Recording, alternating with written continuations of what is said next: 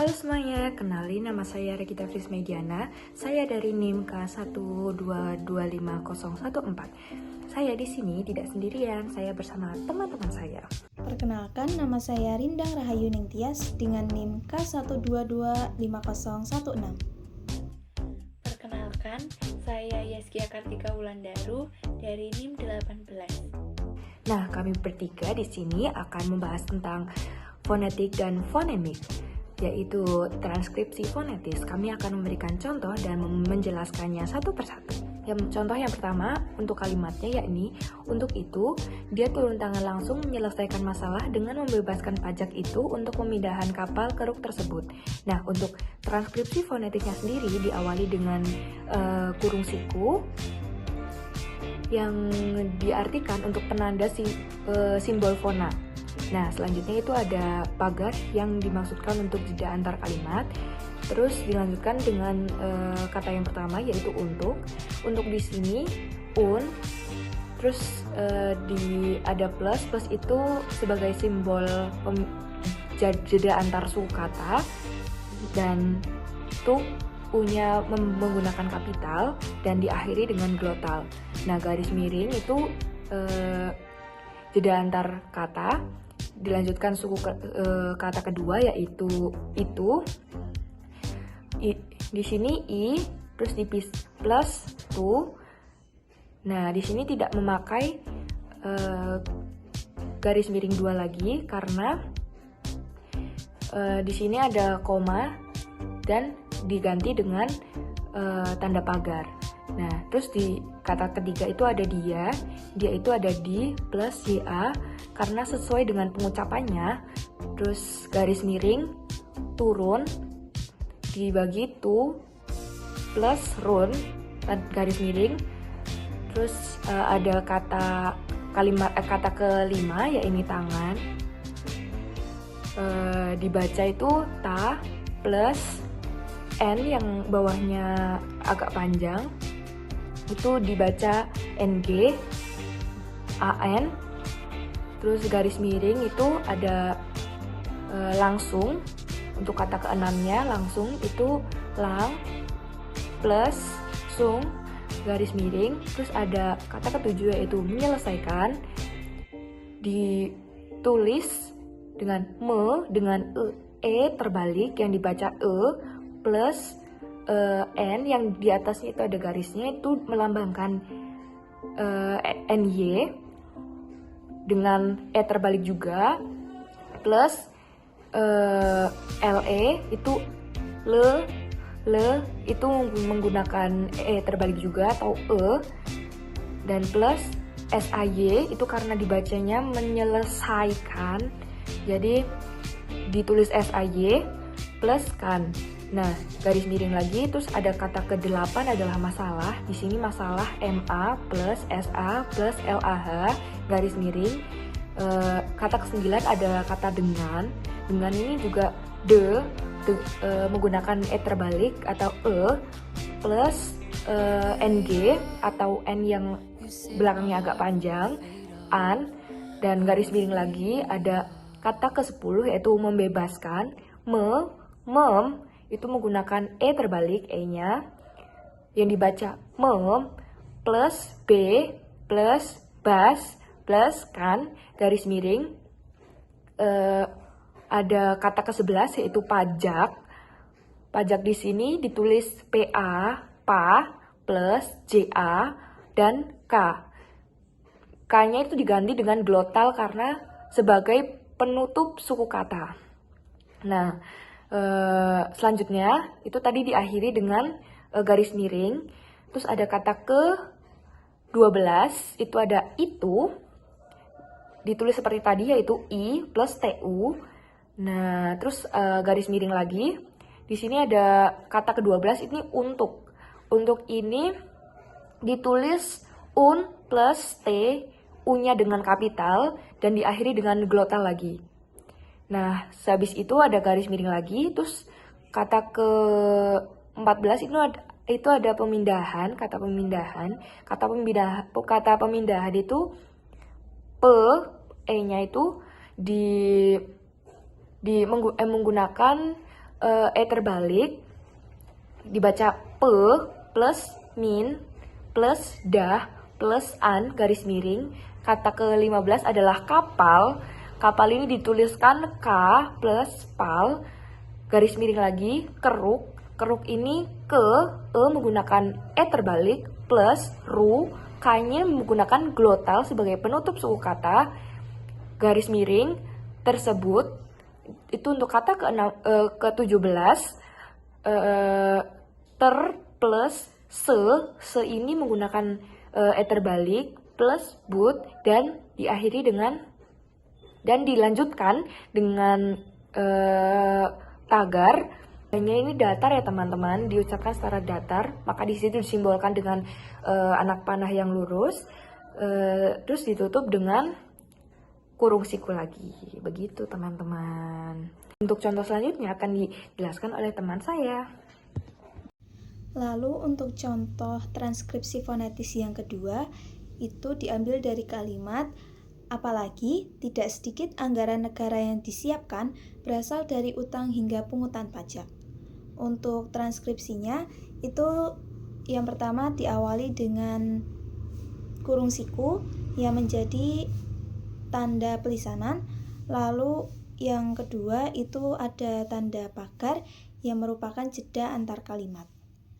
Lalu untuk penulisan kata yang pertama atau kata apalagi itu dituliskan dengan apalagi, di mana penulisannya itu sama seperti pengucapannya. Lalu untuk tanda tambah di dalam transkripsi ini merupakan jeda antar suku kata. Lalu garis miring 1 untuk kata yang kedua atau tidak itu dituliskan dengan tidak, di mana dak itu terdapat bunyi glotal sebagai pengganti dari huruf K sebagai penutup suku kata.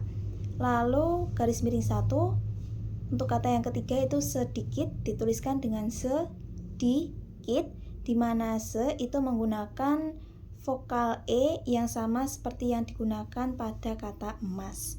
Lalu garis miring 2 di mana menjadi jeda antar frasa. Lalu untuk kata selanjutnya atau anggaran dituliskan dengan anggaran, di mana ang itu a bertemu dengan fonem ng.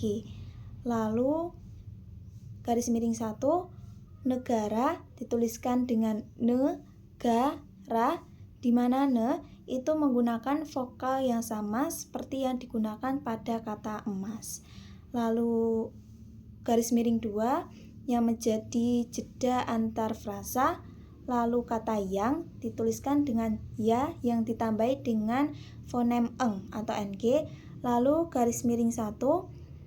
Lalu kata disiapkan dituliskan dengan disiapkan,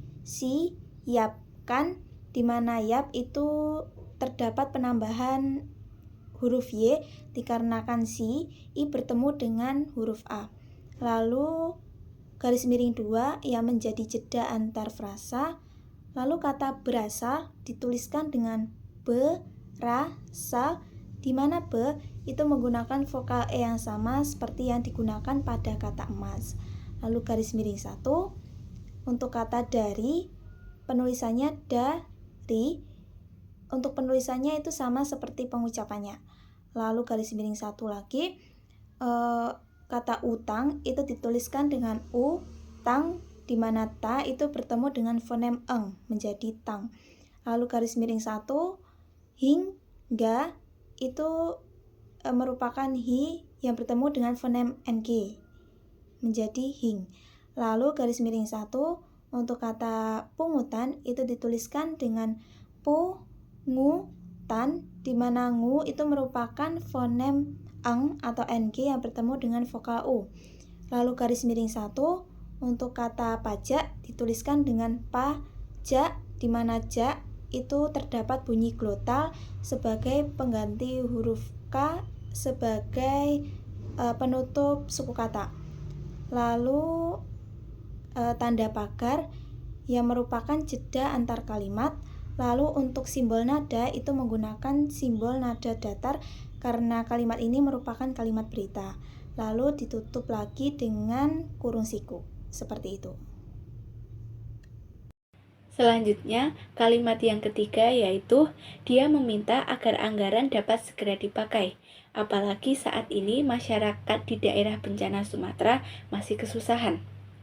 Transkrip fonetis dari kalimat tersebut yaitu dimulai dari kurung siku sebagai penanda pelisanan, dilanjutkan dengan tanda pagar sebagai jeda antar kalimat. Kata yang pertama yaitu di, ya. Setiap antar suku kata diberikan tanda tambah untuk jeda. Dilanjutkan dengan garis miring 1 sebagai jeda antar kata. Dilanjutkan kata kedua yaitu meminta. Di sini menggunakan terbalik, kecil terbalik sebagai penanda bahwa dibaca e. Dilanjutkan dengan garis miring 2 sebagai jeda antar frasa. Untuk kata yang ketiga yaitu agar. Kata yang keempat yaitu anggaran. N di sini terdapat N dengan garis lengkung bawah yang menandakan bahwa dibaca eng. Untuk kata yang kelima yaitu dapat tertulis biasa. Untuk kata yang keenam yaitu segera. Di sini menggunakan terbalik lagi sebagai penanda bahwa dibaca e. Untuk kata yang ketujuh yaitu dipakai. Kai tertulis KAY sesuai dengan bunyinya. Kemudian karena pada kalimat menggunakan tanda koma, maka dalam transkrip fonetik tidak lagi tanda koma yang digunakan, melainkan menggunakan tanda pagar. Untuk kata ke-8 yaitu apalagi ditulis normal. Untuk kata yang ke-10 yaitu saat. Ketika ada dua huruf vokal yang bersebelahan, maka di antara huruf vokal tersebut diberikan glotal. Untuk kata ke-11 yaitu ini. Untuk kata ke-12 yaitu masyarakat. Namun Sya di sini tidak tertulis SYA, melainkan menggunakan S kapital. Untuk kata ke-14 yaitu di. Untuk kata ke-15 yaitu daerah. Untuk kata ke-16 yaitu Sumatera. Di sini menggunakan terbalik sebagai penanda dibacanya e. Untuk kata ke-18 yaitu masih tertulis biasa. Dan untuk kata ke-19 yaitu kesusahan. Di sini memakai terbalik sebagai penanda bahwa dibacanya e. Kemudian ditutup dengan tanda pagar sebagai jeda antar kalimat dan dilanjutkan dengan tanda panah mendatar sebagai penanda bahwa itu adalah kalimat berita.